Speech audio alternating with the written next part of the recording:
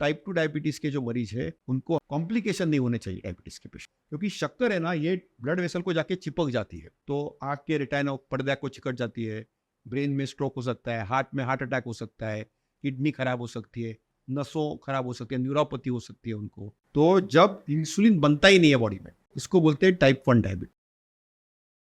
Diabetes, जिन्होंने इसके बारे में सुना है उनके लिए एक बीमारी, लेकिन जो इसे झेल रहे हैं उनके लिए ये जिंदगी की सबसे बड़ी परेशानी।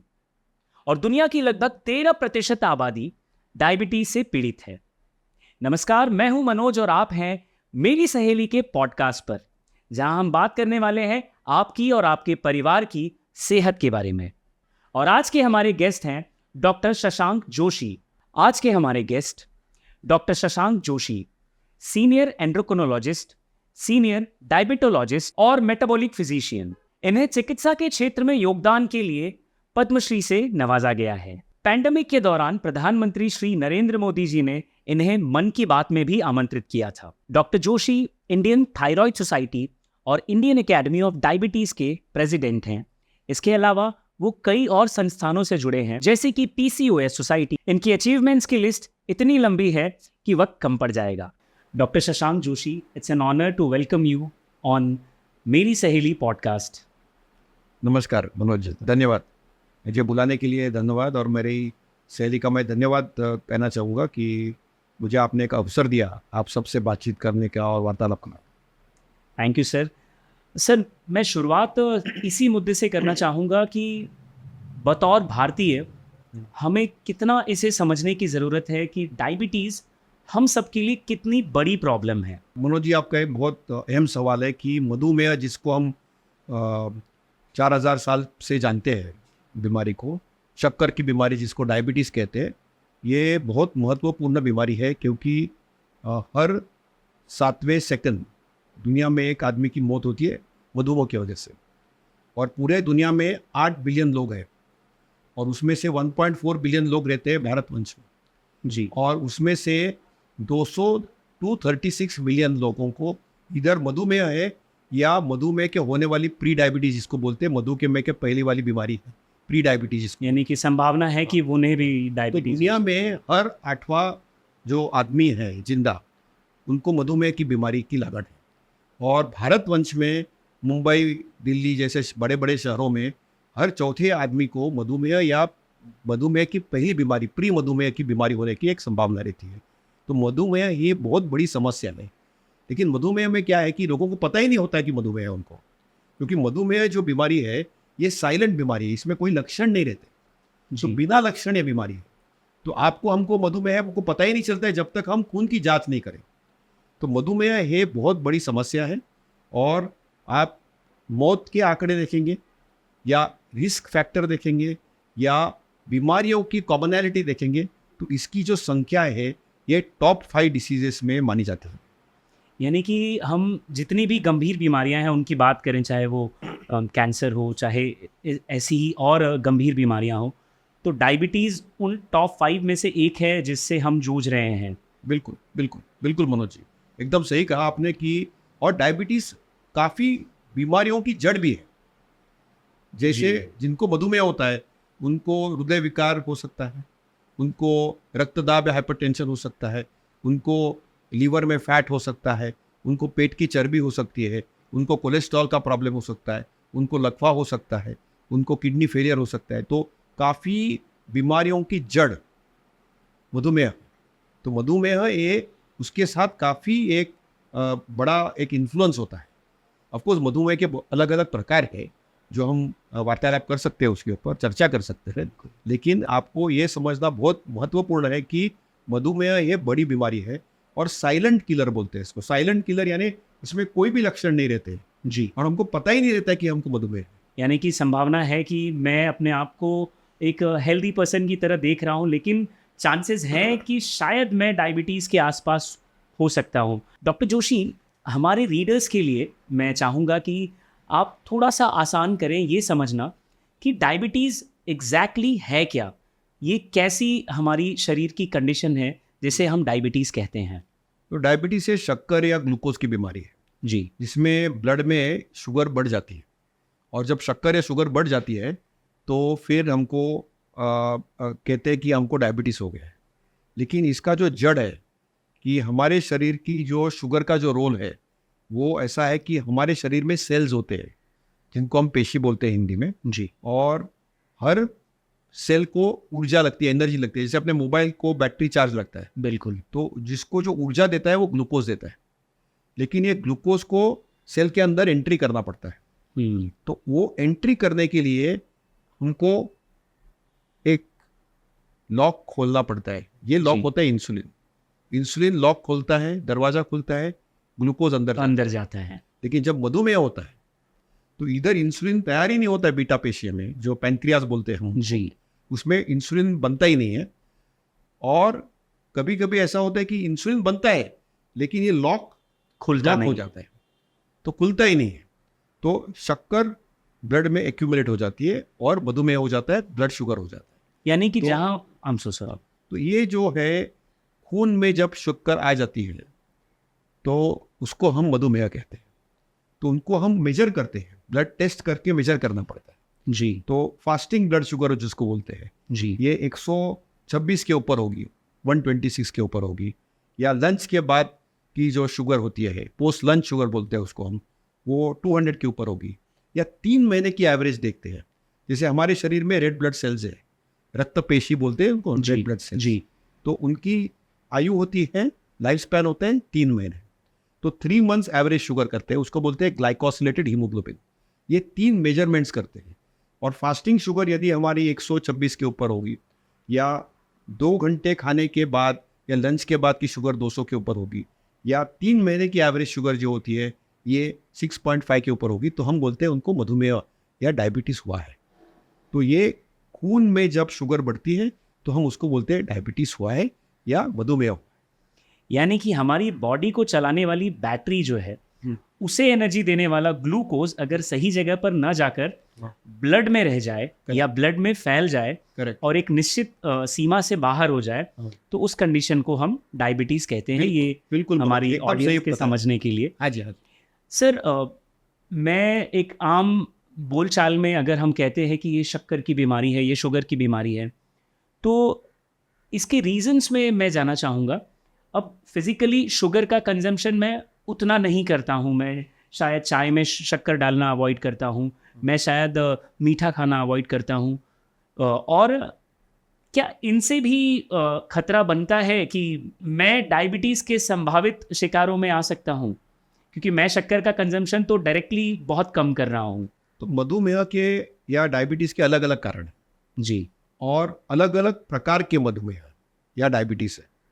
तो जब इंसुलिन बनता ही नहीं है बॉडी में तो इसको बोलते हैं टाइप 1 डायबिटीज़। Type 1 diabetes. और इसको कभी कभी हम बोलते हैं बच्चों का डायबिटीज़, जुवेनाइल डायबिटीज़।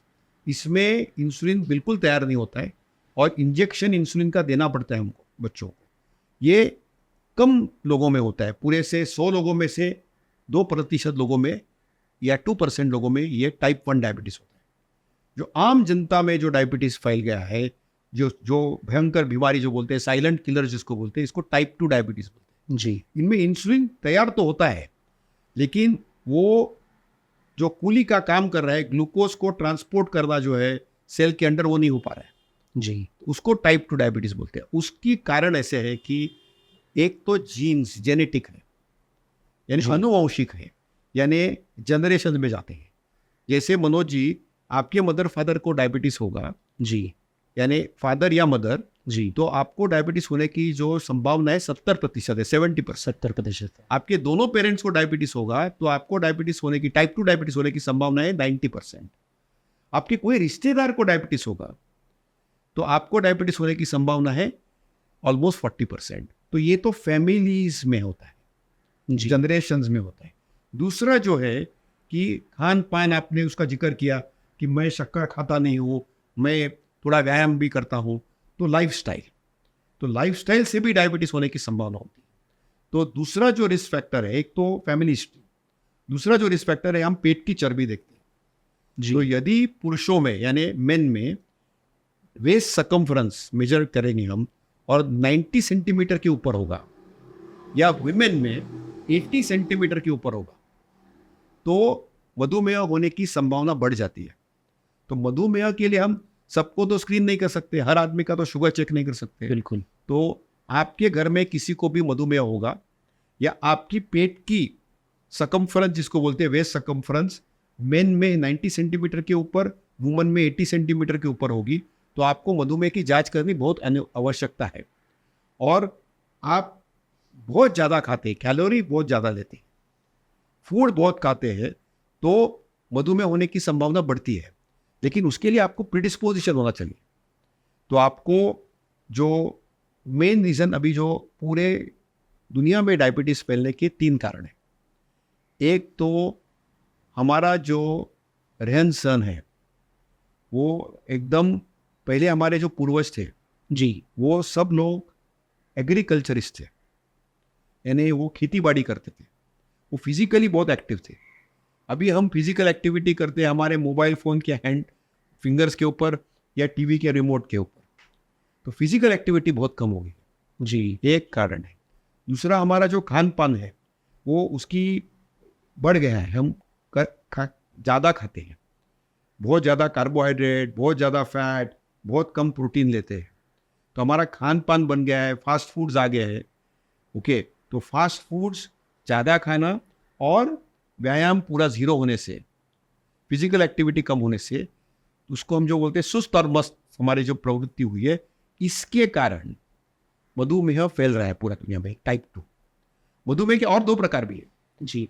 तीसरा जो प्रकार है इसको बोलते हैं GDM, जेस्टेशनल डायबिटीज, यानी स्त्रियों में जब गर्भवती होती है स्त्री तब उसको मधुमेह होता है, और गर्भवती वो जब बालक को जन्म देती है उसके बाद वो मधुमेह निकल जाता है।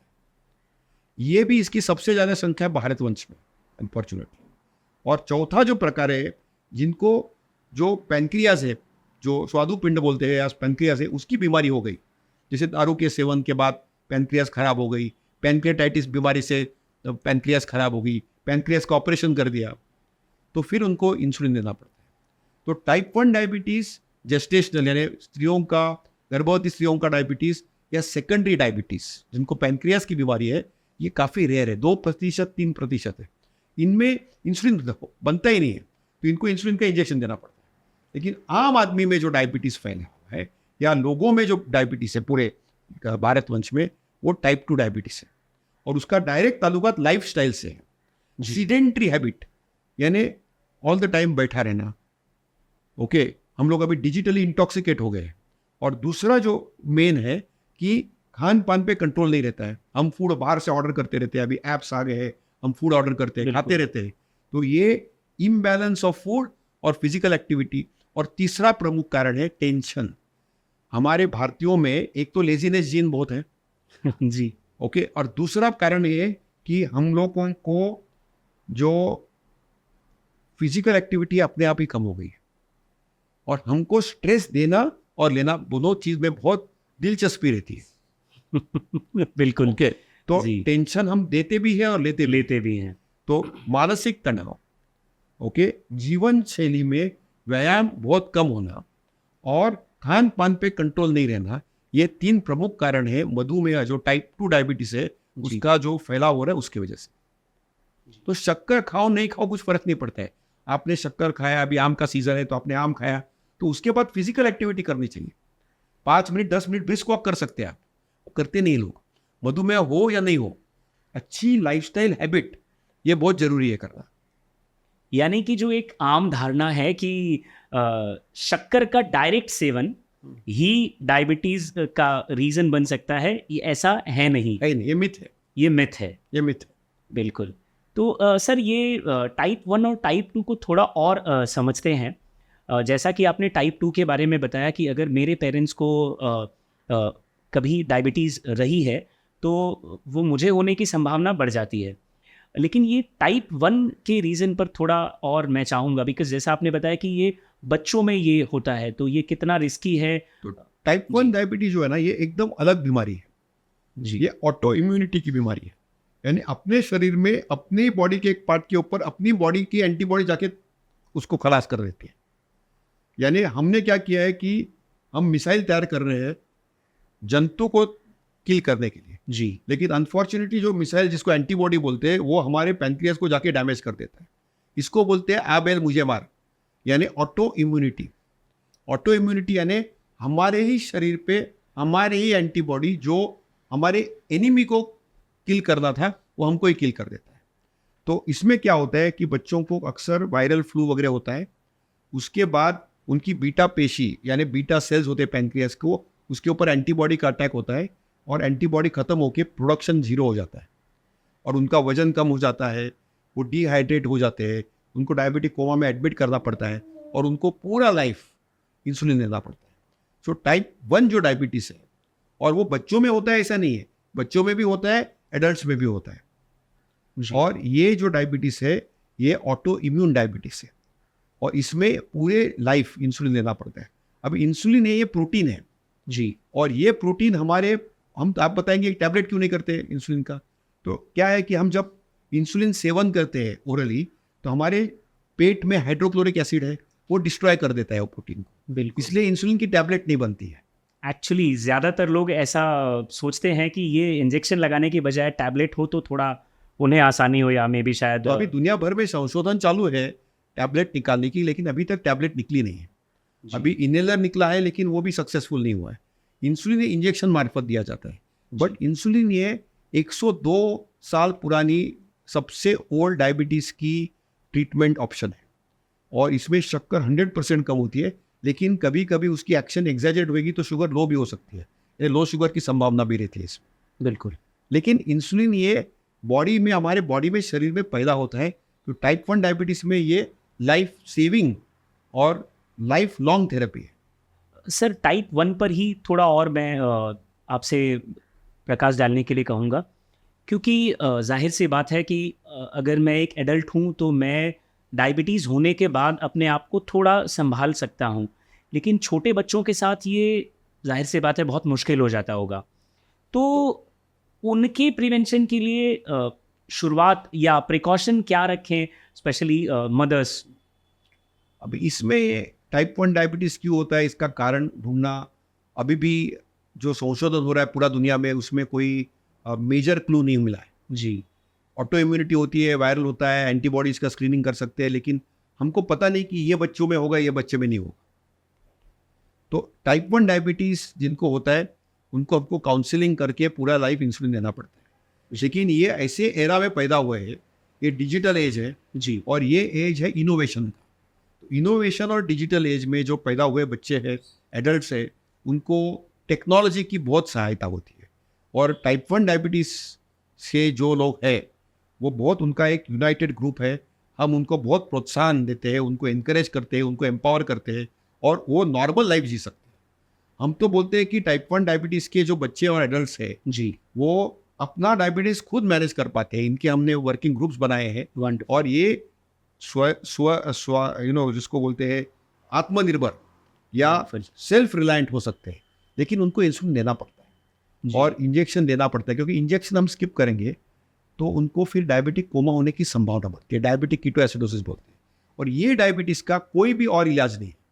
ये जो टाइप 1 डायबिटीज़ का आप जिक्र कर रहे हैं इसमें इंसुलिन का इंजेक्शन ही पूरा लाइफ है जी, अभी तक इसमें ऐसा और कोई संशोधन नहीं हुआ है कि उसकी कोई अल्टरनेटिव बने और ये पिकअप भी करना बहुत मुश्किल है ये, क्योंकि ये अनुवंशिक भी नहीं है, यानी फैमिलियल भी नहीं है, फैमिली हिस्ट्री से भी नहीं पता चलता है। तो आपका प्रश्न बहुत सही है, लेकिन अनफॉर्चुनेटली ना उसका कोई वैक्सीन निकला है, ना उसका कोई ट्रीटमेंट ऑप्शन निकला है, ना अर्ली स्क्रीनिंग का स्क्रीनिंग ट्रायल्स निकला है।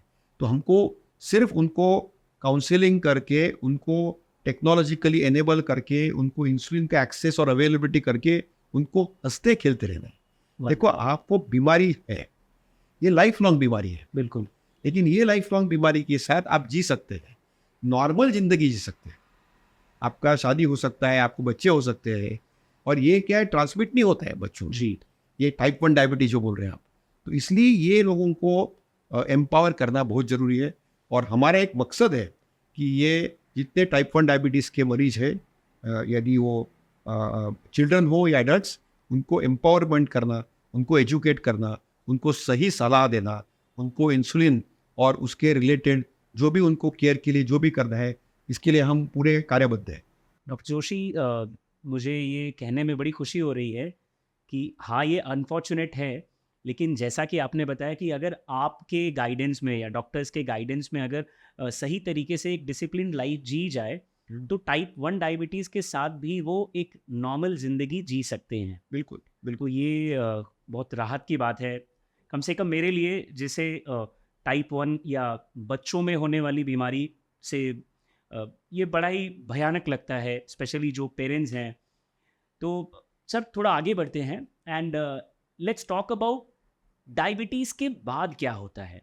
अब मान लीजिए सर कि अगर किसी को डायबिटीज़ हो गई, उसके बाद उनकी ज़िंदगी में क्या बदलाव आता है अगर वो डिसिप्लिन लाइफ जीते हैं और वो अपनी जो आपकी इंस्ट्रक्शंस हैं उनको फॉलो नहीं करते, मेडिकेशन को फॉलो नहीं करते, डाइट को फॉलो नहीं करते हैं, उसके आगे भी जो कॉन्सिक्वेंसेस हैं उन पर अगर डायबिटीज़ का जब टाइप 2 डायबिटीज़ होता है, जी तो टाइप 2 डायबिटीज़ के पहले 10 साल में हम ये रिमिशन में जा सकते हो, यानी बगैर दवाई भी हम उनको मैनेज करने की एक प्रयास कर सकते हैं।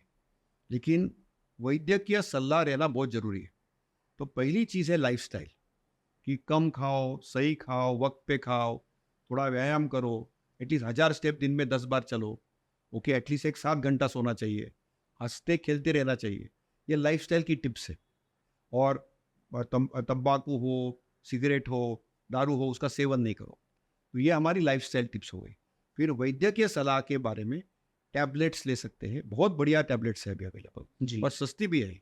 कोई टैबलेट्स खाने के पहले लेनी पड़ती है, कोई टैबलेट्स खाने के साथ लेनी पड़ती है, कोई टैबलेट्स खाने के बाद लेनी पड़ती है। और जिनकी मधुमेह वैद्यकीय सलाह के या डॉक्टर के सुपरविजन के अंडर हम बता सकते हैं कि उनको कोई लोगों को इंसुलिन देना पड़ता है। तो सबको इंसुलिन लगता है ऐसा नहीं है। इंसुलिन एक है, जानलेवा कुछ नहीं, जान देता है, जान बचाता है। लेकिन अक्सर टाइप 2 डायबिटीज़ के जो मरीज है उनको हमको ये सलाह देनी पड़ती है। तो हमारा एक सिंपल ABCD ये फॉर्मूला है जी कि कॉम्प्लिकेशन नहीं होने चाहिए डायबिटीज़ के पेशेंट को, क्योंकि शक्कर है ना, ये ब्लड वेसल को जाके चिपक जाती है, तो आँख के रेटिना पर्दा को चिकट जाती है, ब्रेन में स्ट्रोक हो सकता है, हार्ट में हार्ट अटैक हो सकता है, किडनी खराब हो सकती है, नसों खराब हो सकती है, न्यूरोपैथी हो सकती है उनको। तो ये अलग अलग टाइप के कॉम्प्लिकेशंस हो सकते हैं उनको डायबिटीज़ के बाद बात। तो ये हो या नहीं, इसके लिए हमको ये ABCDEF फॉर्मूला ले आना पड़ेगा। तो A इज़ फॉर A1C, 3 महीने की एवरेज शुगर की जो मात्रा है ये 7 के नीचे रखिए आप, ओके। जी इसके लिए आप लाइफस्टाइल कीजिए, आप दवाई लीजिए और वैद्यकीय सलाह करते रहिए, हर 3 महीने आपके डॉक्टर के पास आते रहिए। दूसरा है B, ब्लड प्रेशर यानी रक्तदाब 130/80 के नीचे रखिए और यूरिन में प्रोटीन लीक अवॉइड कर लीजिए। उसके लिए कभी कभी डॉक्टर आपको दवाई देंगे जिससे ये यूरिन का लीक कंट्रोल कर सकते हैं, इसमें दवाई आती है स्पेशल। तीसरा है C is for cholesterol, cholesterol यानी LDL कोलेस्ट्रॉल, इसकी मात्रा 50 या 70 के नीचे रखिए, तो आपको हृदय विकार यानी हार्ट अटैक नहीं हुए, क्योंकि डायबिटीज़ के 80% लोग हार्ट अटैक के शिकार होते हैं और उनकी मौत भी हार्ट डिसीज से होती है। तो हमको ये अवॉइड करना है, तो इसलिए C। D is for diet, कम खाओ, हलू हलू खाओ, स्लोली स्लोली खाओ, जी वक्त पे खाओ और सही खाओ। बोलना बहुत ईजी है, फॉलो करना बहुत मुश्किल है, जी ओके। उसके साथ एटलीस्ट 1000 स्टेप दिन में 10 बार चलो, योग करो, कपालभाति करो, पेट की चर्बी उड़ाओ और उसके साथ 7 घंटा सोना भी उतना ही जरूरी है। 5 घंटे के कम मत सो, 10 घंटे के ऊपर कुंभकर्ण जैसे भी सोओ मत। तो और तंबाकू का सेवन, सिगरेट का सेवन या दारू का सेवन नहीं करना चाहिए आपको। तो ये पूरी एक जो हम बोलते हैं कंस्ट्रक्ट, ये डाइट के लिए है। तो E is for exercise, exercise इसमें आ ही गया। ऑफ कोर्स और F है फीट। अक्सर डायबिटीज़ के लोगों के पैर में बीमारी होती है और कभी कभी वो पैर काटना भी पड़ता है, एम्प्यूटेशन करना पड़ता है, क्योंकि उनको पता नहीं चलता है, नस में सेंसेशन चले जाते हैं, न्यूरोपैथी हो जाती है, तो उनको पता ही नहीं चलता है कि इंजरी हो गई। तो फीट का एग्जामिन करना बहुत ज़रूरी है। यदि हमारे क्लिनिक में आप आएंगे तो हम सबको हमारे शूज़ निकालने को बोलते हैं, क्योंकि हमको फीट चेक करने रहते हैं उनकी। तो ये ABCD फॉर्मूला करेंगे और वैद्यकीय डॉक्टर के पास रेगुलरली जाते रहेंगे और पॉजिटिव माइंडसेट रहना बहुत जरूरी है। बिल्कुल देखो, मधुमेह है आपको, लेकिन हमारे यहाँ पे अक्सर लोग क्या करते हैं कि जैसे ठीक हो जाती है शुगर, हम दवाई छोड़ देते हैं, डॉक्टर को छोड़ देते हैं और फिर कॉम्प्लिकेशन के साथ 3-4 साल के बाद आते हैं हार्ट अटैक लेके, किडनी खराब होके, स्ट्रोक लेके, ये नहीं होना चाहिए। आपको रेगुलरली संयम के साथ मधुमेह का जो बीमारी है उसके लिए रेगुलरली दवाई, लाइफस्टाइल और कॉम्प्लिकेशन प्रिवेंशन करना बहुत जरूरी है। तो ये फॉलोअप करना बहुत जरूरी है। ये यदि करेंगे तो अच्छी एक जीवन हो सकती है। तो हमारा और एक मकसद है, जी हमारे अलग अलग संगठन है डायबिटीज़ के, अंतर्राष्ट्रीय डायबिटीज संगठन का मैं अध्यक्ष रह चुका हूँ। तो उसमें हमारी एक थीम है कि भारतवंश में हमको कॉम्प्लिकेशन फ्री रखना है। जी मधुमेह तो आपको है, लेकिन उससे कॉम्प्लिकेशन नहीं हुए। और ये अलग अलग जो कॉम्प्लिकेशन है, क्योंकि कॉम्प्लिकेशन जानलेवा है, मधुमेह पर से जानलेवा नहीं है, और मधुमेह से होने वाले कॉम्प्लिकेशन जानलेवा है। मैं माफ़ी चाहूँगा सर, आपको रोकना चाहूँगा। डायबिटीज़ हो गया है अगर, तो बहुत ज़्यादा स्ट्रेस में जाने की ज़रूरत नहीं है, बिल्कुल नहीं। उसे संभालने की ज़रूरत है। हाँ। और कोशिश करनी है कि उसके बाद जो पॉसिबल कॉम्प्लिकेशंस हैं हाँ। वो ना हो, क्योंकि वो डेंजरस हैं, जैसा कि आपने एकदम सही बताया। बताया, एकदम करेक्ट, बहुत सही बताया कि कॉम्प्लिकेशन फ्री चाहिए हमको डायबिटीज। जी और कॉम्प्लिकेशंस क्या है? तो कॉम्प्लिकेशन में अक्यूट कॉम्प्लिकेशंस होते हैं। Acute complication means diabetic coma, एकदम शुगर लो होगी, एकदम हाई होगी, उसको अक्यूट कॉम्प्लिकेशन बोलते हैं, तुरंत। दूसरा जो कॉम्प्लिकेशन है कि डायबिटीज़ के लोगों को अक्सर उनकी इम्यूनिटी कम होती है, उनको अलग अलग इन्फेक्शन होते हैं, जैसे फंगल इन्फेक्शन होता है, जी अपने प्राइवेट पार्ट्स पे हो सकता है, नाखून में हो सकता है, मुंह में हो सकता है। तो फंगस इन्फेक्शन हो सकता है, क्योंकि उनको जब शक्कर बढ़ती है, बहुत ज़्यादा हो जाती है, तो फंगल इन्फेक्शन होता है, तो इन्फेक्शन होते हैं उनको। ओके, इसके अलावा जो शक्कर अंदर जाती है तो ब्लड वेसल्स होते हैं, जी ब्लड वेसल्स पाइप जैसे होते हैं, उसको जाके ब्लॉक करते हैं। तो आँख के ब्लड वेसल्स को ब्लॉक करेंगे तो आँख का पर्दा दिखता नहीं है, तो उसको रेटिनापैथी बोलते हैं। उनको कैटरैक्ट भी प्रीमेच्योरली होता है। ब्रेन के वेसल्स को ब्लॉक करेंगे तो स्ट्रोक यानी लकवा मारता है। हार्ट के वेसल्स को ब्लॉक करेंगे तो उसको हार्ट अटैक होता है, एंजियोप्लास्टी बाईपास करना पड़ता है। किडनी के ब्लड वेसल्स को ब्लॉक करेंगे तो किडनी में बीमारी होती है, किडनी फेलर होता है, डायलिसिस देना पड़ेगा। नस को जाके ब्लॉक करेंगे तो करंट नहीं जाता है, जैसे वायर है, वायर का करंट नहीं जाएगा तो सेंसेशन ही नहीं होता है, फिर कभी कभी पाँव काटना पड़ता है। तो ये जो कॉम्प्लिकेशंस है, ये कॉम्प्लिकेशन रिकॉग्नाइज करना भी जरूरी है, उसका स्क्रीनिंग करना भी जरूरी है, और ये पूरे अवॉइडेबल है। यदि आप शक्कर कंट्रोल में रखेंगे, लाइफस्टाइल रखेंगे, और उसके साथ टेंशन लेने का भी नहीं और देने का भी नहीं, क्योंकि माइंडसेट भी बहुत ज़रूरी है। क्योंकि आप स्ट्रेस्ड आउट हो गए तो हम अक्सर देखते हैं कि काफ़ी लोग परफेक्ट सब कुछ करते हैं, लेकिन पूरा लाइफ टेंशन लेके घूमते हैं। तो हमको इतना ही उनका मनोबल रख के हंसते खेलते एक बैलेंस लाइफस्टाइल जो बोलते हैं वो करना बहुत ज़रूरी है, तो ही ये सब कॉम्प्लिकेशन फ्री कर सकते हैं। तो आई थिंक ये, हम जैसे चार्ल्स डिकन ने कहा था कि we are in best of times but worst of times, यानी दुनिया में हम सबसे अच्छे टाइम में भी है लेकिन सबसे बुरे टाइम पूरे में भी। टाइम में भी है। तो ये बहुत सही कहावत बोली थी चार्ल्स डिकन ने कि हमको पूरी टेक्नोलॉजी, दवाइयाँ, डॉक्टरी, इलाज सब अवेलेबल है, सब अवेलेबल है। लेकिन हम ही हमारे एनिमी है। क्योंकि हमको क्या लगता है कि हमको शुगर ठीक हो जाएगी, किसी ने हमको जड़ी बूटी दे दी, खा ली, जी ओके, हमारा शुगर ठीक हो गया, और फिर लगता है कि हमको कुछ नहीं है, फिर वापस सब आपकी जीवन शैली वापस बैक टू स्क्वायर वन आ जाते हैं, फिर कॉम्प्लिकेशन। बिल्कुल, ये नहीं होना चाहिए। फिर से घूम कर वहीं आ हाँ, जाते हैं। तो वापस घूम फिर के वही आते हैं। ये जो हम गलती करते हैं ये नहीं करनी चाहिए, और आपके माध्यम से मैं अर्ज करना चाहूँगा सब लोगों को कि आप प्लीज़ ये गलती नहीं कर लीजिए। आपके डॉक्टर के पास 3 महीने 6 महीने में जाते रहिए, जांच करते रहिए, और अपने आप एक नियंत्रण रखिए, क्योंकि थोड़ा सा संयम और नियंत्रण बहुत जरूरी है मधुमेह के लिए या डायबिटीज़ के लिए। सर कई बार ऐसा भी होता है कि ये मेरे जानने में एक ऐसा केस मैंने देखा था, हाँ जी, उनको आँखों में कुछ कॉम्प्लिकेशन थी, हाँ जी, और ऑप्टिशियन के बाद जाने के बाद फिर उन्हें धीरे-धीरे ये प्रॉब्लम पता चली, और बाद में जाकर उन्हें पता चला कि उन्हें डायबिटीज़ है। तो ये ऐसा भी हो सकता है कि बिना डायबिटीज़ का एहसास हुए ऐसी कॉम्प्लिकेशंस हो, और फिर वी कम टू नो कि ये गुरुजी, सारा आपका कुछ। एक बहुत अच्छा प्रश्न है। 90% लोगों को पता ही नहीं होता है कि उनको मधुमेह है। फर्स्ट टाइम जब जो जाते हैं वो कॉम्प्लिकेशन के साथ जाते हैं। जैसे आपके साथ जैसे केस हुई कि अनफॉर्चुनेटली वो व्यक्ति को आंख में कॉम्प्लिकेशन हुई, वो देख नहीं पा रहे थे। काफ़ी जन हार्ट अटैक से आईसीयू में एडमिट होते हैं, तब पता चलता है उनको डायबिटीज है। काफ़ी जन किडनी खराब हो गई इसलिए डॉक्टर के पास जाते हैं, तब पता चलता है उनको डायबिटीज है। काफ़ी जन को ऑपरेशन करना है इसलिए शुगर की जांच की जाती है, तब पता चलता है उनको डायबिटीज हुआ है। तो ये एक चीज़ है। जैसे हमारे यहाँ अभी कोविड की महामारी आकी गई, तब लोगों ने जांच की कोविड की वजह से तो पता चला कि उनको डायबिटीज़ हो गया है। तो ये जो एक्सीडेंटल डिस्कवरी है, क्योंकि हर आदमी को ये पता नहीं रहता है कि मेरे घर में फादर मदर को डायबिटीज़ है, कि रिश्तेदार को डायबिटीज़ है, या मेरी पेट की चर्बी 80 या 90 सेंटीमीटर के ऊपर है तो मेरे को हर 3 साल मधुमेह की जांच करनी चाहिए। ये सबको पता नहीं रहता है। तो इसलिए अक्सर ये कॉम्प्लिकेशन के साथ आता है और तब काफ़ी लेट हो अच्छा आता है, क्योंकि हमको आँख बचाना है, हमको ब्रेन बचाना है, हमको हार्ट बचाना है, हमको किडनी बचानी है। बट इवन ये लेट स्टेज पे भी डायग्नोसिस हो गया तो भी हम बहुत कुछ कर सकते हैं। अभी आधुनिक जो मेडिसिन है जी उसमें इतने एडवांसेस हुए हैं कि काफ़ी हद तक इसके ऊपर हम कंट्रोल कर सकते हैं, और बाकी आगे कोई प्रॉब्लम नहीं होए ये तो ज़रूर वैद्य के सलाह के अनुसार हम कामकाज कर सकते हैं। सर, आपकी ABCDE पर आते हैं एक बार फिर से। सबसे पहले डाइट के बारे में बात करते हैं सर। सर, मेरी मदर को हमारी आदत थी कि हम रोज़ सुबह उनके लिए जूस दिया करते थे, और ये सिलसिला सालों चला।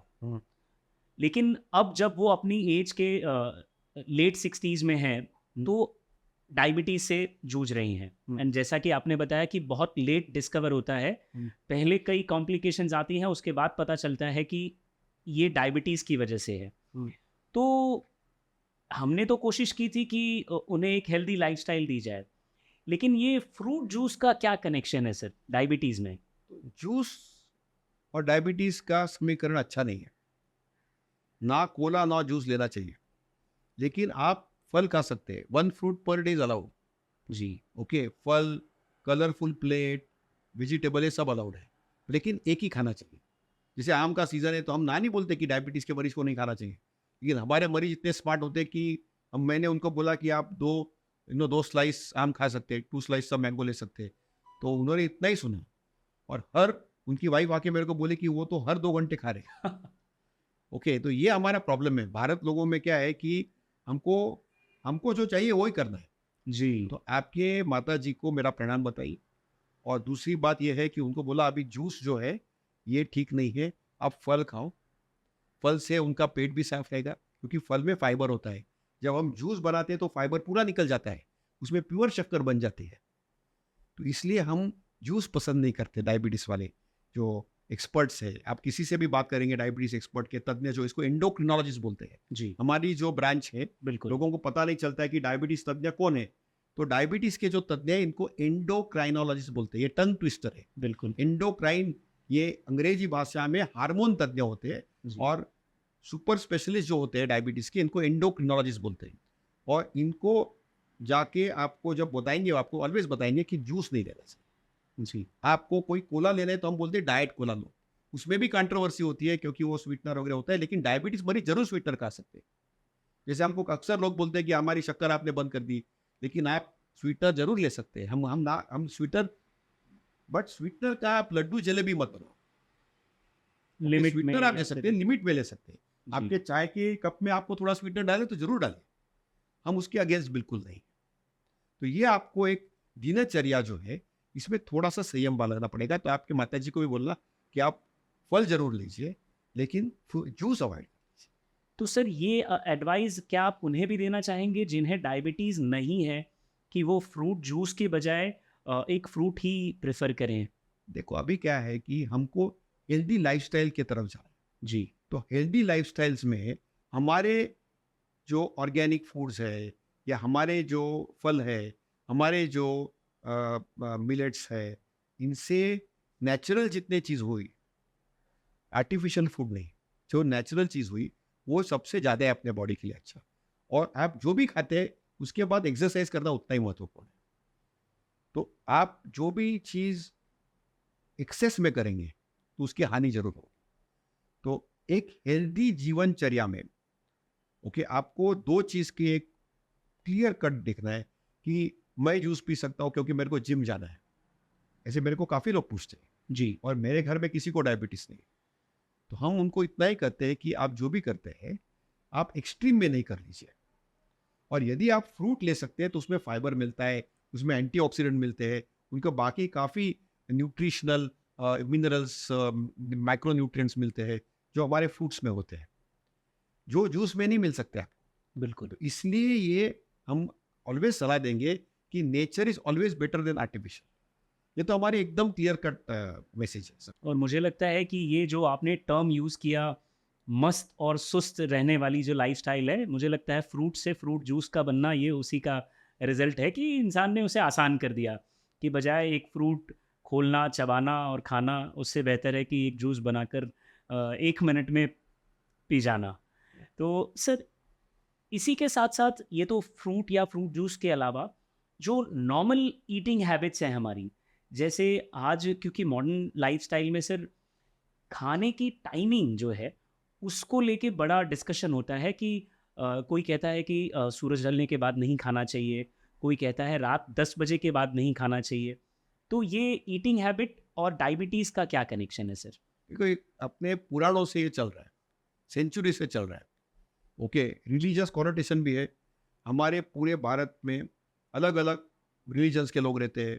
जैसे हमारे मुस्लिम मादों में रमज़ान होता है, हमारे हिंदुओं में अलग अलग हर फेस्टिवल के साथ कोई ना कोई तो उपवास होता ही है। अभी श्रावण चल रहा है, चैत्र नवरात्रि चल रही है फॉर एग्जाम्पल। जी। ओके, हमारे कैथलिक भाइयों में लेंट का उपवास चलता है, जैनों में तो उपवास होते ही है। तो जैनों में ऐसा है कि सूर्यास्त से सूर्योदय से सूर्यास्त में कुछ खाना नहीं चाहिए। तो ये अलग अलग फूड फैट्स बोलते हैं इसको, फूड फैट्स। जी। तो ये अलग अलग एक्सट्रीम डाइट फैट्स है। तो अभी 3 प्रकार के फैट्स हैं। एक तो फास्टिंग फॉर रिलीजियस रीजन, यानी धार्मिक रीजन्स के लिए। दूसरा एक नया फैट है जिसको बोलते हैं इंटरमिटेंट फास्टिंग। इंटरमिटेंट फास्टिंग में संशोधन हुआ था, जहाँ पे हमारी भी पेपर प्रेजेंटेशन में जिसको अवार्ड मिला था, उसमें 91% हार्ट अटैक बढ़ता है इंटरमिटेंट फास्टिंग से। ओके, लोगों को एक फैड हो गया है अमेरिका में, सब ट्रेंडिंग लोग है। ट्रेंडिंग है वो। जी। ओके, क्योंकि वो कोई बताता है, कोई डाइटिशियन, तो वो क्वालिफाइड भी नहीं रहती डाइटिशियन, बट बताती है कि ये करो, इंटरमीडिएट फास्टिंग करो, हमारी चर्बी वर्बी कम हो जाएगी, तो इसलिए पते लग जाते हैं। और तीसरा जो फास्टिंग है जिसको बोलते हैं डोपामिन फास्टिंग। हम लोग कंटिन्यूसली हमारे मोबाइल फोन पे है, तो डिजिटल डिटॉक्स करना पड़ता है। तो 3 प्रकार के फास्टिंग है, एक रिलीजियस फास्टिंग, दूसरा इंटरमीडिएट फास्टिंग, और तीसरा डोपामिन फास्टिंग यानी डिजिटल डिटॉक्स। 1 घंटा डिजिटल डिटॉक्स जरूर करिए आप। सोने के पहले आधा घंटा और उठने के बाद आधा घंटा आप अपना व्हाट्सएप, मोबाइल फोन, टेलीविजन, कोई भी स्क्रीन नहीं देखना चाहिए। इसको बोलते हैं डिजिटल डिटॉक्स, डोपामिन फास्टिंग। दूसरा है इंटरमिटेंट फास्टिंग, 8 घंटे जो मांगता है खाओ, 16 घंटे पूरा उपवास करो, इसको बोलते हैं इंटरमिटेंट फास्टिंग। इसमें वैद्यकीय सलाह के बिना बिल्कुल नहीं करना है, क्योंकि इसका हानिकारक भी हो सकता है। जी। इसमें बहुत ज्यादा रिसर्च नहीं हुआ है। रिसर्च ने इतना ही बताया है, कम खाओ ठीक रहो, calorie restriction is the main, calorie कम करो सब ठीक रहेगा। तीसरा जो है रिलीजियस फास्टिंग, इसमें भी थोड़ा तथ्य था, क्योंकि हमारे पूर्वजों ने कोई भी रिलीजन हो, इसमें थोड़ा तथ्य था, लेकिन ये सब एक्सट्रीम पोस्चरिंग है। तो दिनचर्या कैसी होनी चाहिए? Large breakfast, moderate lunch, light dinner. आपको यदि चर्बी कम करनी होगी और मधुमेह पे नियंत्रण लाना होगा, तो एक ग्लोबल जो रिसर्च ने बताया है कि हमारे पूर्वज जो थे वो फील्ड्स में जाते थे, फार्मर्स थे, तो उनको जाके सूर्योदय के बाद या सनराइज के बाद उनको जाके फार्मिंग करना पड़ता था, प्लाविंग का। अभी तो ट्रैक्टर पे बैठते लोग, जी। सब अभी मोटरसाइकिल पे बैठते हैं। फार्मर भी अभी मॉडर्न हो गया ना, उनके पास भी फोन है, टेलीविजन है। तो ये यदि करते होगे तो लार्ज ब्रेकफास्ट, यानी ब्रेकफास्ट सबसे बड़ा मील होना चाहिए, फिर moderate lunch and light dinner. ये यदि होगी जीवन शैली तो सबसे बेस्ट है।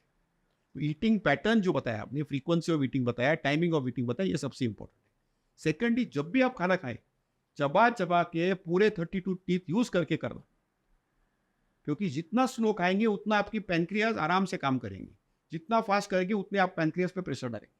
तो स्लोली ईट, स्लोली, टाइम पे खाओ और सही खाओ, और टेस्ट और शेयर करो। हमारे लोगों में क्या है कि हम फास्ट खा के ज्यादा खाते हैं, कम खाओ, स्लोली खाओ, वक्त पे खाओ। अभी अलग अलग प्रांतों में अलग अलग लोग हैं। फॉर एग्जाम्पल, हम बम्बई शहर में रहते हैं। बम्बई शहर में कैसे लोग सुबह 7 बजे उठते हैं, रेलवे से, ट्रेन से आते हैं, फिर नेक्स्ट उनका मील उसके बाद होता है, तो अक्सर वो ब्रेकफास्ट स्किप कर देते हैं। फिर ऑफिस जाने के बाद कुछ बाहर का कैंटीन फूड्स लेते हैं, वो गलत रहता है काफ़ी बार। उसके बाद फिर वो लंच टाइम पे होता नहीं है, और रात को जाके 10-11 बजे वो डिनर करते हैं, और डिनर सबसे बड़ा मील हो जाता है, वो हानिकारक हो जाता है। आप Right. वैसे ही मध्य प्रदेश में चले जाओ, तो मध्य प्रदेश में ऐसा नहीं होता है। मध्य प्रदेश में लोग ब्रेकफास्ट लंच साथ में ही कर लेते हैं सुबह 10 साढ़े 10 बजे, और फिर सायंकाल को वो डिनर कर लेते हैं 8-9 बजे। ये अलग पैटर्न है। तो अलग अलग प्रांतों में, अलग अलग रीजन्स में अलग अलग हर 100 किलोमीटर डाइट चेंज होता है भारत में। इसको बोलते हैं ट्रांस कल्चर, क्योंकि हमारा कल्चर अलग है। हमने उसके ऊपर संशोधन किया है, और हर कल्चर के मुताबिक हमारा एक ही सलाह है कि जो भी आपका कल्चर हो, जो भी आपका खान पान हो, आप कम खाओ, वक्त पे खाओ और स्लोली खाओ। सर डिनर का टाइम आप क्या एडवाइस करेंगे? ऐसा कोई वक्त नहीं है उसका, लेकिन आपको जो टाइम है वही टाइम पे रोज खाना चाहिए, और डिनर की क्वांटिटी जितना कम कर सकते हैं उतना करनी चाहिए। और यदि डिनर में आप पार्टी में गए, बाहर गए, तो उसके बाद हमारे मराठी में कहावत है शतपावली करना, यानी ब्रिस्क वॉक करना, जी, फास्ट वॉक करना। 100 स्टेप्स। 100 नहीं, 1000 स्टेप्स, 1000 स्टेप्स। जी। ओके। कभी कभी क्या है, हमारे मरीज देखते हैं, हमको पूछते हैं कि हम तो गए थे शादी में उन्होंने इतना आग्रह मीन्स फोर्स करते हैं। ओके, जी। आग्रह किया कि हमको थोड़ा स्वीट वेट लेना पड़ा, नहीं तो उनको बुरा लगता था। जी। तो हम बोलते हैं कि आपने खाया, थोड़ा कुल्फी खाया, मैंगो खाया, तो आप तुरंत जैसे ही एक आधा घंटे के बाद ब्रिस्क वॉक करना चाहिए, बर्न करना चाहिए आपको कैलोरी। बिकॉज खाने में कोई गलती नहीं है, आप ह्यूमन हैं, हम तो एकदम ऐसे परफेक्ट तो हो नहीं सकते कोई आदमी। तो उसमें आपने सपोज चीट भी किया है, तो आप थोड़ा सा ब्रिस्क वॉक करके उसको कंपनसेट जरूर कर दीजिए। तो हमारी यही कहना है आप सबको कि आप थोड़ा सा बैलेंस लेना। जी। कोई भी एक्सट्रीम चीज़ खराब है, कोई भी एक्सट्रीम डाइट पैटर्न, कोई भी चीज़ एक्सट्रीम में गलत है। हर चीज़ बैलेंस करना, और जो भी करना वो थोड़ा एंजॉय करना, हैप्पी रहना। बिल्कुल। ओके, हमारे क्या है कि हम लोग एकदम एक्सट्रीम पोस्चर में जाते हैं, खाते तो बहुत खाते, और फिर बिल्कुल डाइट करते तो ओवर डाइट करते। ये एक्सट्रीम पोस्चरिंग नहीं करना। जो भी करते संतुलित आहार जिसको नाम बोलते हैं, यानी बैलेंस डाइट, ये करना बहुत जरूरी यानी कि सर अगर देर रात में भी खाना हो रहा है है। और आप ये ब्रिस्क वॉक कर ले रहे हैं, तो ये उस देर से खाने वाली जो टाइमिंग है इसे वो कंपनसेट करता है, यानी कि देर से भी खाएं तो चल जाएगा। अडेप्ट करना पड़ेगा वो। जी। हम सलाह देते नहीं है, लेकिन किसी को करना पड़ता है, क्योंकि देखो भारत में लोग ऐसे अलग अलग प्रांतों से, अलग अलग ऑक्यूपेशंस में है कि कभी कभी उनको एक्सेस भी नहीं रहता है फूड। जी। रात को 10 बजे, 12 बजे, 1 बजे भी खाते हैं। जी। तो whatever time they eat, if they are able to burn those calories and burn that food and burn the energy, we are very happy. तो शक्कर बढ़ेगी नहीं फिर। सर रात के खाने के बाद सोने को लेकर, सोने के ड्यूरेशन को लेकर, यानी जो स्लीप का जो ड्यूरेशन होता है उसको लेकर बड़ा डिबेट होती है। कोई कहता है कि आप 8 घंटे, कम से कम 8 घंटे सोइए। कोई कहता है कि अगर 5 घंटे भी बहुत गहरी नींद में सो गए तो काफ़ी है। थोड़ा ये क्लियर मेडिकल कीजिए। शास्त्र में इसको बोलते हैं क्रोनो मेडिसिन, यानी clock medicine, biological clock medicine. जी। ये क्रोनो मेडिसिन की भारतीय सोसाइटी का मैं प्रेसिडेंट इलेक्ट हूँ। ओके, तो हमारे भारतवर्ष में अलग अलग प्रकार के लोग होते हैं, पूरे दुनिया में ऐसे लोग होते हैं। जी। कोई लोग जो लेट सोते हैं, लेट उठते हैं, कोई लोग जो जल्दी सोते हैं, जल्दी उठते हैं। तो मधुमेह के लिए जो लोग लेट सोते हैं, लेट उठते हैं, वो हानिकारक है, और जो लोग जल्दी सोते हैं, जल्दी उठते हैं, वो अच्छे हैं मधुमेह के लिए। जी। बाकी चीज की मैं कोई बात नहीं कर। बिल्कुल। ओके, ये एक हो गया। दूसरा, नींद में सबसे हानि है खराटे मारना। तो सपोज आपको खराटे होते हैं, जिसको स्लीप एपनिया बोलते हैं, जी। या स्नोरिंग करते हैं, तो snoring is harmful to health, क्योंकि उसमें आपका जो रेस्पिरेटरी रेट है वो बंद हो जाता है, और हृदय विकार हो सकता है, ब्लड प्रेशर हो सकता है। तो फिर आपको स्लीप एक्सपर्ट को जाके एक सीपैप मशीन लगाना पड़ेगा। फिर 5 घंटे के कम नहीं सोना चाहिए, और 10 घंटे के ऊपर नहीं सोना चाहिए। तो ऑप्टिमल स्लीप टाइमिंग जो है 7 घंटा है। तो 6 से 7 घंटा आपको नींद आनी चाहिए, और नींद आने के लिए आपको कोई नींद की गोली लेने की जरूरत नहीं। नटमेग बोलते हैं ना, जायफल, वो पिंच डाल के ले लेंगे तो आपको आराम से नींद आ जाएगी। उससे भी नींद नहीं आई तो थोड़ा मैग्नीशियम खा लेना, उससे मैग्नीशियम कैल्शियम जैसा ही होता है, न्यूट्रिएंट। जी। वैद्य के सलाह से लेना। उससे भी नींद नहीं आई तो आप थोड़ा सा एक मेलाटोनिन ले सकते हैं। तो नींद आने के लिए आपको स्पेशलाइज सीडेटिव दवाई लेने की भी जरूरत नहीं है, उसकी एडिक्शन पोटेंशियल रहती है, लेकिन आपको आपकी एक दिनचर्या बनानी बहुत जरूरी है, और उसमें डिजिटल डिटॉक्स बहुत जरूरी है। आजकल लोगों की नींद कम हो गई है क्योंकि वो आधा टाइम इधर देखते हैं टेलीविजन या देखते हैं अपना मोबाइल फोन, जी। उसमें गुफ्तगू हो जाते हो, और उसी के वजह से उनकी नींद करप्ट होके वो दिन में फ्रेश नहीं रहते हैं। राइट। तो आपको फ्रेश और एकदम एकदम हेल्दी रहना है और फ्रेश रहना है, तो आप जरूर एक डिजिटल डिटॉक्स 1 घंटा करना चाहिए, और नींद वक्त पे लेनी चाहिए। यदि आप लेट लतीफ हो या अर्ली राइजर हो, हमको कोई दिक्कत नहीं, ओके, लेकिन एक 7 घंटा नींद लेनी चाहिए, 1 घंटा आपको डिजिटल डिटॉक्स करना चाहिए, और हंसते खेलते रहना चाहिए। और यदि आपको स्नोरिंग होगा तो जरूर स्लीप स्टडी करके स्लीप एक्सपर्ट के सलाह के अनुसार एक सीपैप की मशीन जरूर लगानी चाहिए। सर, डायबिटीज़ में ऐसा मानते हैं कि हमारी इम्यूनिटी लगभग ख़त्म हो जाती है या कम हो जाती है as compare to a normal person. तो इम्यूनिटी का कम हो जाना कितना नुकसान करता है? कम से कम जैसे आपने एग्जाम्पल दिया कि उन्हें अपने पैरों का ध्यान रखना चाहिए। तो कभी हमने ऐसा देखा है आम जिंदगी में कि अगर कभी कोई चोट लग जाए तो वो घाव नहीं भर पाते, या कई बार वो घाव बड़े और गहरे हो जाते हैं। बिल्कुल बिल्कुल सही है। एक्चुअली क्या है कि मधुमेह में जब शक्कर बढ़ जाती है तो आपने बोला सही कि घाव हीलिंग प्रोसेस बहुत लेट हो जाती है। जी। जो घाव आपका 5 दिन में हील होने वाला था उसको 15 दिन लगते हैं, कभी कभी बिल्कुल हील भी नहीं होता है। तो शक्कर का नियंत्रण रखना बहुत जरूरी है। वैल्यू जो होता है हमारा ब्लड शुगर का वैल्यू, वो 110 के नीचे, 120 के नीचे फास्टिंग, लंच के बाद की शुगर 140 160 के नीचे, 3 महीने की एवरेज शुगर 6.5 के नीचे रखेंगे तो आपको आपकी इम्यूनिटी चकाचक रहेगी। हमने यही देखा था कोविड के टाइम पे कि जो मरीजों की मधुमेह या डायबिटीज था लेकिन शुगर कंट्रोल में थी, उनको कोई भी कॉम्प्लिकेशन नहीं हुए, लेकिन जिनकी शुगर कंट्रोल में नहीं रही उनकी अनफॉर्चुनेटली कॉम्प्लिकेशंस हुई, कभी कभी कोई लोगों की मौत भी हुई। तो ये अवॉइड करने के लिए इम्यूनिटी और मधुमेह का डायरेक्ट संबंध है, क्योंकि जैसे शक्कर बढ़ती है बॉडी में तो इन्फेक्शन होने की और कीटाणु जाने की वहाँ पे, जैसे हमको पता है कि शक्कर गिर जाएगी तो वहाँ पे एंट्स आ जाते हैं, जी। वैसे ही बॉडी में यदि शक्कर ज़्यादा है तो हम कीटाणु तो आने वाले हैं।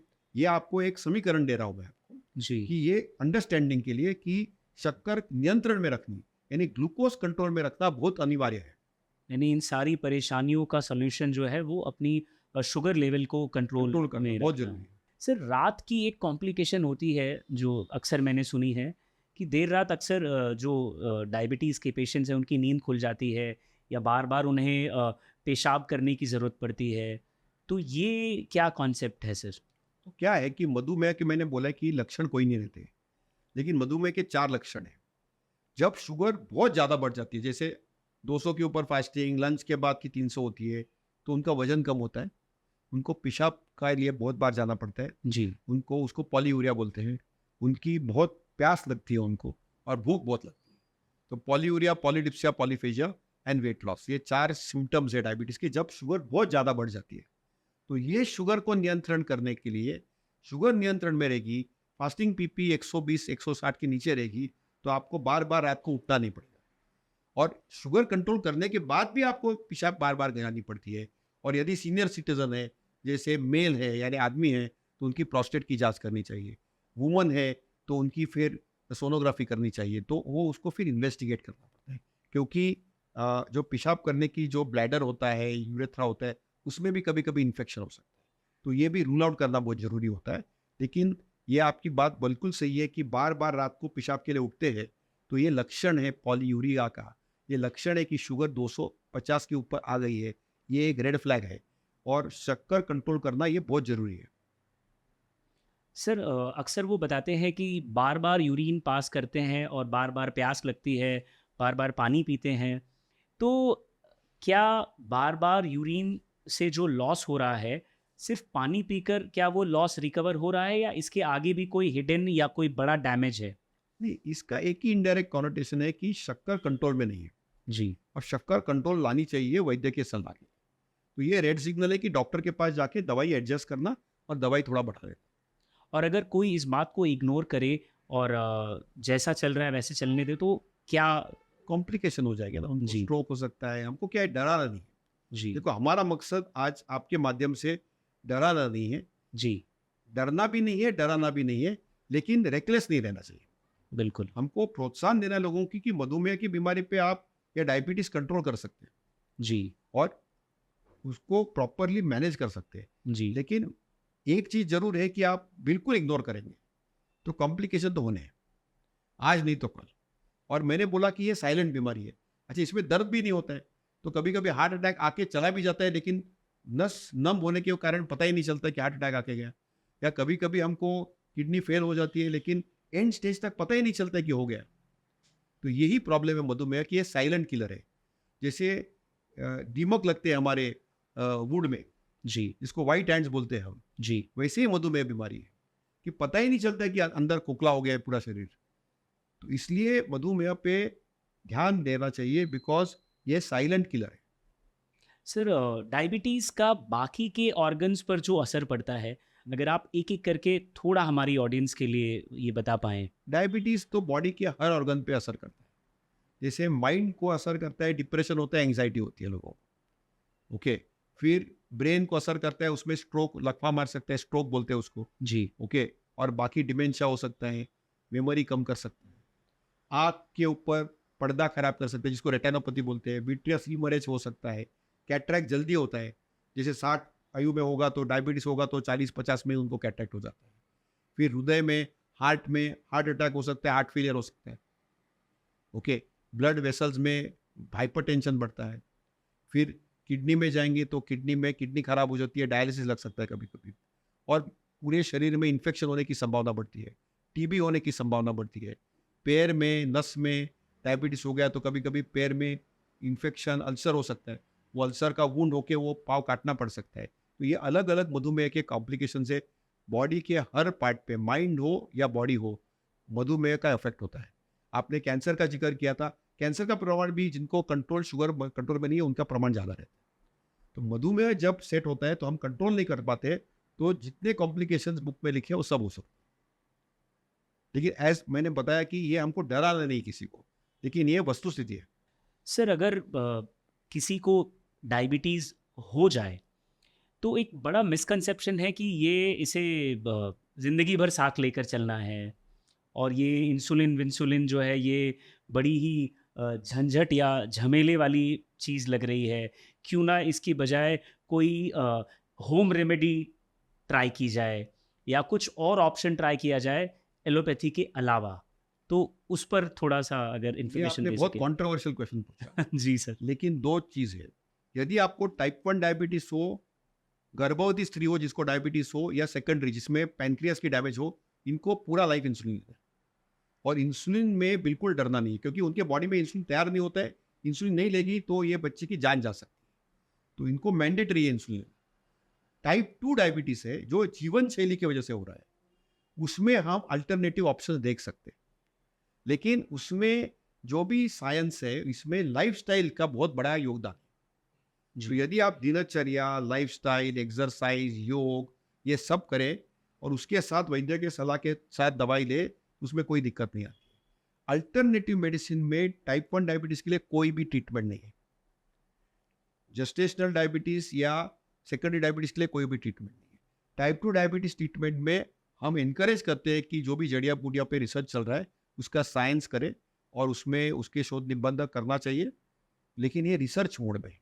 जी ये इसमें जरूर बोलते हैं, और पहले 10 साल में टाइप 2 डायबिटीज में इसका असर आ सकता है। पर जीवन शैली के मॉडिफिकेशन में हमारे पूर्वजों का जो भी विचार था उसमें बहुत बड़ा योगदान। जी आप सूर्य नमस्कार करेंगे रोज, और खान पान पे कंट्रोल करेंगे, ओके, दवाइयाँ टाइम पे टाइम लेंगे, तो दवाइयों का प्रमाण कम कर सकते हैं हम। लेकिन ये जो भी आप कर रहे हैं, ये एक क्वालिफाइड एंडोक्रिनोलॉजिस्ट के सुपरविजन में कीजिए। बिल्कुल। यही मेरी सलाह है सबको, क्योंकि बाद में क्या होता है कि फॉल्स सेंस ऑफ सिक्योरिटी हो जाती है। लोगों को लगता है कि हमारा ये क्योर हो गया, और फिर भूल जाते हैं कि डायबिटीज हो गया, और फिर जांच नहीं करते हैं, और फिर 3-4-5 साल के बाद वो कॉम्प्लिकेशन के साथ आते हैं।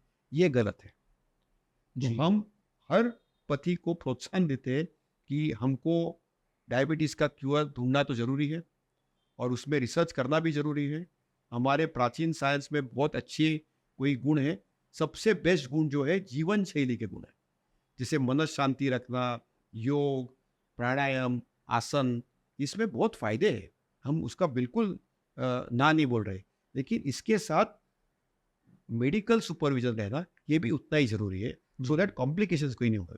यानी कि जो मेडिकल फैक्ट्स हैं उनको बिल्कुल नकारा नहीं जा सकता। नजरअंदाज नहीं कर सकते। आपको एक्सेप्ट करना होगा कि हाँ आपको इंसुलिन की ज़रूरत है और उसका कोई ऑप्शन नहीं है। इंसुलिन में तो बिल्कुल ऑप्शन नहीं, जिनको इंसुलिन टाइप 1 डायबिटीज में इंसुलिन में कोई ऑप्शन नहीं, जी। ये तो और इसमें कोई दो मत नहीं है। और दूसरी बात जो सबसे ज़्यादा आपने हाईलाइट की है आज के पूरे कॉन्वर्सेशन में, वो है लाइफस्टाइल। जिन्हें डायबिटीज़ ना भी हो उनके लिए भी जाहिर सी बात है कि एक सही लाइफस्टाइल ज़रूरी है। और अगर जो अनफॉर्चुनेटली डायबिटीज़ से पीड़ित हैं उनके लिए लाइफस्टाइल ही लाइफ सेवियर बन सकती है। बिल्कुल एक बड़ा रोल मैं कहूँगा इसमें। सर इन चीज़ों के अलावा पर्सनली आप एक बड़े मिशन पर हैं जितना मुझे पता है, और आप इंडिया को डायबिटीज़ केयर कैपिटल बनाने की ओर अग्रसर हैं, मेहनत कर रहे हैं, कोशिश कर रहे हैं। इस पर ज़रा हमारी ऑडियंस को कुछ बताएं आप। देखो, अब हमको क्या है कि पूरे दुनिया में 8 बिलियन लोग हैं, उसमें से चीन और भारत में अभी एक 1.4 बिलियन की आबादी है। इसमें 101 मिलियन लोगों को डायबिटीज़ है। तो हमको यही मकसद है कि डायबिटीज़ की कैपिटल तो हमको बनना, राजधानी नहीं बनना है, हमको कैपिटल बनना है डायबिटीज़ केयर का और डायबिटीज़ प्रिवेंशन का और डायबिटीज़ रेमिशन का।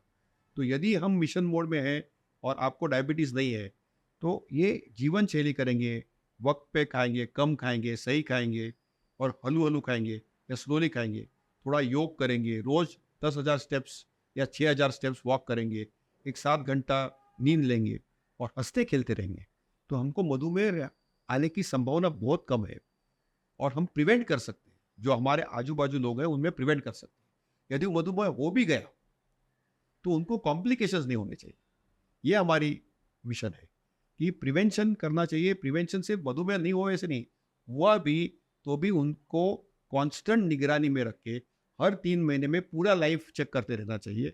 और लाइफस्टाइल, दवाइयाँ और कभी कभी इंसुलिन लगता है, तो ये सब वैद्यकीय सुपरविजन के अंडर आप हेल्दी और हैप्पी दोनों चीज़ जरूरी है। देखो, हमारा मकसद डॉक्टर करके सिर्फ हेल्थ नहीं है, हेल्थ एंड हैप्पीनेस ये दोनों हमारे ऑब्जेक्टिव है, ये हमारा मिशन है। तो भारतवंश में सबसे बेस्ट हमारे ख्याल से डॉक्टर्स अवेलेबल है, अवेलेबल भी है, एक्सेसिबल भी है। आप दुनिया में कहीं पे भी जाइए, डॉक्टर की अपॉइंटमेंट लेने की कोशिश करिए, यहाँ पे आपको डॉक्टर वही दिन देख सकता है। बाकी जगह आप जाइए, यूरोप में जाइए, यूएस में जाइए, एक ही दिन में आपको सब कुछ नहीं मिल सकता है। हमारे भारत में टेस्ट सुबह कर सकते हैं, सबसे सस्ती दवाई अवेलेबल है और डॉक्टर भी एक्सेसिबल और अवेलेबल है, तो उसका जरूर फायदा लेना चाहिए। इसलिए हम दुनिया की डायबिटीज केयर कैपिटल बन सकते हैं। और हमारा जो मिशन है कि हमारा रोल पूरा दुनिया फॉलो करे, क्योंकि पूरी दुनिया में 1 या 2 नंबर पे हम डायबिटीज़ है। तो हमको यही दिखाना है कि लोगों को, कि पूरे दुनिया को, कि हमारे जो fast delivery of health care है उसमें कर सकते हैं। अनफॉर्चुनेटली उसके लिए लोगों की कॉपरेशन की बहुत ज़रूरत है। हमारे यहाँ पे जैसे मैंने पहले बताया कि लोग ट्रीटमेंट लेते हैं फिर छोड़ देते हैं, डाइट करते हैं फिर छोड़ देते हैं, एक्सरसाइज करते हैं फिर छोड़ देते हैं, फिर वापस बढ़ जाती है, फिर वापस। तो हमारे रिएक्टिव मोड में है, प्रिवेंशन मोड में नहीं है। तो हमको पूरा एक जन आंदोलन चलाना है कि जन आंदोलन से हमको यही बताना है सबको कि मधुमेह पे हम जो कॉन्कर कर सकते हैं, डायबिटीज़ को हम कॉन्कर कर सकते हैं, और हुआ तो भी उसका हम हंसते खेलते मैनेज कर सकते हैं। तो सर मेडिकेशन में कंसिस्टेंसी एक बड़ा प्रॉब्लम है आपके इस मिशन में, अगर मैं ठीक समझ रहा मेडिसिन हूँ तो है, सब मेडिसिन है, इनफैक्ट जूनी मेडिसिन भी अवेलेबल है, नई मेडिसिन भी अवेलेबल है, नहीं, और मेडिसिन पूरी जो वजन कम करने की भी अभी दवाई आई है नई नई। मेरा मतलब सर कि पेशेंट्स अपने मेडिकेशन में कंसिस्टेंसी नहीं रखते हैं, अडियरेंस नहीं रखते, बराबर है आपकी बात। उसे ये फॉलो नहीं करते, ये छोड़ देते दवाई। लापरवाह हो जाते हैं। लापरवाही ज़्यादा है, दवाई छोड़नी नहीं चाहिए, दवाई डॉक्टर नहीं छोड़ना चाहिए, दवाई और डॉक्टर नहीं छोड़ना चाहिए, दोनों को रखना चाहिए अपने साथ, चेक करते रहना चाहिए। चेक करते रहना चाहिए कि हम किस स्टेज पर पहुंचे हैं, कितना हमने कवर कर लिया एक है। निगरानी रखनी जरूरी है, एक सुपरविजन रखना जरूरी है, क्योंकि फिर वो क्या होता है, हेल्दी रह सकते हैं। सर इस निगरानी में थोड़ा और डिटेल में जाते हैं। डायबिटीज़ की निगरानी यानी ब्लड शुगर का टेस्ट, उसके अलावा कई बार हमें ऐसी सलाह दी जाती है कि आप आंखों का भी टेस्ट रखिए, कई बार अपना एक बार डेंटल केयर पर भी ध्यान दीजिए। तो इसको थोड़ा और डिटेल में बता एकदम पाएंगे? संक्षिप्त में बताऊंगा जी। कि मधुमेह या डायबिटीज़ के मरीजों को हर 3 महीने में शक्कर फास्टिंग, पोस्ट लंच शुगर, 3 महीने की एवरेज शुगर, कोलेस्ट्रॉल की टेस्ट, किडनी की टेस्ट करनी चाहिए। ये हर 3 महीने करनी चाहिए। साल में एक बार हार्ट के डॉक्टर को दिखाना चाहिए और आँख के डॉक्टर को दिखाना चाहिए। और डाइट और फीट ऑलवेज चेक करते रहने चाहिए। टीके जो लगवाने हैं उनको लगाने चाहिए। तो इतनी सादी चीज़ आपको करनी चाहिए, क्योंकि निगरानी रखना बहुत ज़रूरी है और उनको ये हर 3 महीने जांच करनी भी उतनी ही ज़रूरी है। सर, ये जो आखिर में आपने कंक्लूड किया, ये कमाल की इन्फॉर्मेशन थी हमारी ऑडियंस के लिए, क्योंकि निगरानी रखना और जो भी चीज़ें आपने बताई, आई एम श्योर हमारे व्यूवर्स इस वीडियो को पॉज कर करके अपने काम की चीज़ें नोट करेंगे और ख्याल रखेंगे अपना और अपने परिवार का। So thank you so much sir, हमारे इस पॉडकास्ट का हिस्सा बनने के लिए, अपना कीमती समय देने के लिए। Thank you so much audience. ये थे डॉक्टर शशांक जोशी, जिन्होंने हमें डायबिटीज़ के बारे में इतना डीप डिस्कशन के साथ इतना कुछ हमें बताया। आई एम श्योर आपने इसका लाभ लिया और आगे भी लेंगे। मिलेंगे जल्द ही किसी और पॉडकास्ट पर। Thank you so much. धन्यवाद।